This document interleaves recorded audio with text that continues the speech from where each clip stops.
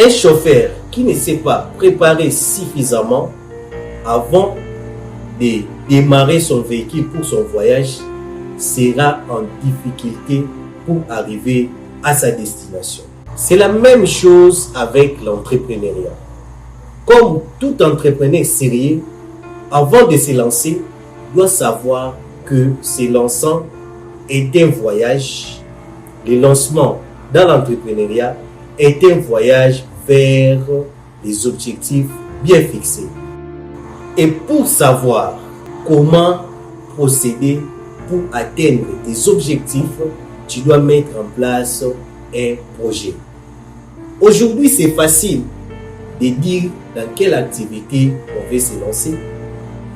C'est facile de dire dans quoi on veut entreprendre, mais pour savoir ce qui se passe réellement sur le terrain, tu dois mettre en place un projet.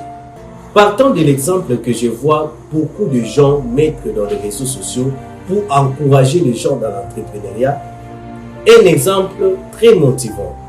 Un exemple, quand vous le suivez, vous êtes motivé de vous lancer directement dans l'entrepreneuriat.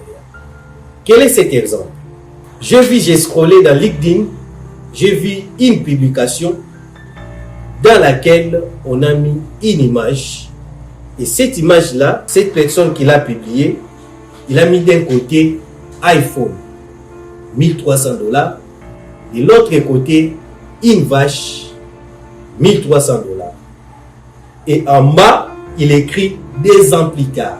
Et 2 ans après, il reproduit la même image autrement. D'un côté, il montre l'iPhone tout cassé qui perd de valeur. Et de l'autre côté, il y a une ferme de vaches. C'est un bon exemple qui peut encourager les gens à se lancer dans l'entrepreneuriat. Mais je peux vous décourager aujourd'hui. C'est un exemple qui ne traduit pas la réalité. Quelqu'un qui ne sait pas élaborer son projet avant le lancement de son activité, il sera déçu quand il va se lancer tout en se basant sur l'image qu'on a affichée. Parce que pour avoir une ferme, ça ne vous demande pas seulement d'acheter une vache et après 2 ans, vous avez une ferme de vaches, vous avez plusieurs vaches. Non. Non. Cette personne, en mettant cette image, il a oublié, quand vous achetez, vous devez avoir peut-être un vétérinaire. Il a oublié que cette vache, il faut avoir un endroit où vous allez l'héberger. Et cet endroit-là est payant. Peut-être qu'il y aura quelqu'un, un berger, qui sera là pour prendre soin de cette vache. Quand on va la coupler, ça peut demander quelques dépenses à faire. Vous voyez, l'ensemble de tout ça, vous allez réaliser que ce n'est pas 1300. Raison pour laquelle beaucoup de gens échouent dans l'entrepreneuriat, faute de la préparation. Et quand on parle de la préparation, on fait allusion à l'élaboration du projet. Dans cette vidéo, je vous parle des 5 étapes indispensables pour élaborer votre projet. Parce que quand vous élaborez votre projet, vous devez savoir que c'est un processus. C'est un processus. Ça part d'une étape à une autre. Et vous devez savoir que ces étapes sont progressives et elles se suivent de manière linéaire. Comme pour dire, vous ne pouvez pas passer des premières étapes à la 3e étape. Non. Vous ne pouvez pas commencer par la 3e étape et revenir à la 2e étape. Non. Donc ça se suit de manière linéaire. Donc, une fois que vous terminez la première étape, vous allez passer à la 2e et ainsi de suite. La première étape dans l'élaboration des projets, c'est la maturation de l'idée. Ici, vous devez comprendre que tout commence par une idée, mais pas n'importe quelle idée. Votre idée doit rencontrer une opportunité, ou soit doit se transformer à une opportunité. Qu'est-ce que je veux dire par là? Quand je parle à la transformation de votre idée par une opportunité, cela veut dire une idée qui répond à un besoin dans l'environnement où vous voulez placer votre entreprise. Ça peut être les besoins d'innovation ou les besoins d'amélioration. Les besoins d'innovation, c'est constater un besoin dans un environnement qui n'a jamais été résolu dans cet environnement. Les besoins d'amélioration, c'est lorsque vous voulez mettre en place une activité qui existe déjà dans l'environnement où vous voulez mettre en place votre activité, mais vous venez améliorer quelque chose. Sinon, votre activité ne sera pas intéressante parce que les gens sont déjà satisfaits. Mais vous avez réalisé par leur manière de satisfaire ces besoins, ils ont des failles quelque part. Et vous venez mettre en place le même type d'activité, mais avec une amélioration au niveau de votre service qui peut créer de la valeur, qui peut créer de l'opportunité, qui peut faire en sorte que les gens quittent leurs autres fournisseurs et viennent acheter chez vous. Et au-delà de tout, cette idée ou soit cette activité que vous voulez mettre en place, vous-même, vous devez être passionné de cette activité. C'est très important. C'est très important. Ce qu'on fait avec passion finit toujours par avoir un résultat escompté. La deuxième étape, c'est l'analyse stratégique et opérationnelle. Donc, après avoir trouvé l'idée d'entreprise, vous allez passer à l'étape de l'analyse stratégique et opérationnelle. Qu'est-ce qu'on fait dans cette étape? Dans cette étape, vous allez analyser l'environnement dans lequel vous voulez mettre votre activité. Vous allez analyser les marchés. Vous allez faire les études des marchés dans lesquels vous voulez mettre votre activité.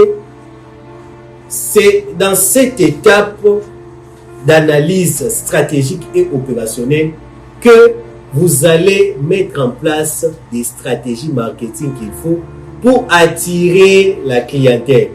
Vraiment, c'est dans cette étape qu'on se pose la question, pourquoi les gens doivent venir acheter chez moi et non chez les autres? Et les stratégies que vous allez mettre en place vont vous permettre d'attirer la clientèle et gagner la part du marché. Troisième étape, c'est la formulation de votre projet. Après avoir trouvé l'idée, après avoir fait les analyses de l'environnement, mise en place des stratégies marketing, vous allez maintenant formuler votre projet. Au niveau de la formulation de votre projet, que vous allez comprendre si votre projet est rentable ou non rentable. Vous allez comprendre si votre projet est faisable. C'est pourquoi on parle des études de faisabilité. Vous allez comprendre si vous allez récupérer votre financement à partir de quelle période. C'est dans la formulation qu'on a toutes ces informations. Quatrième étape, après avoir formulé votre projet, vous comprenez que votre projet est faisable. Par là, vous allez passer à la quatrième étape qui est la mise en œuvre de votre projet.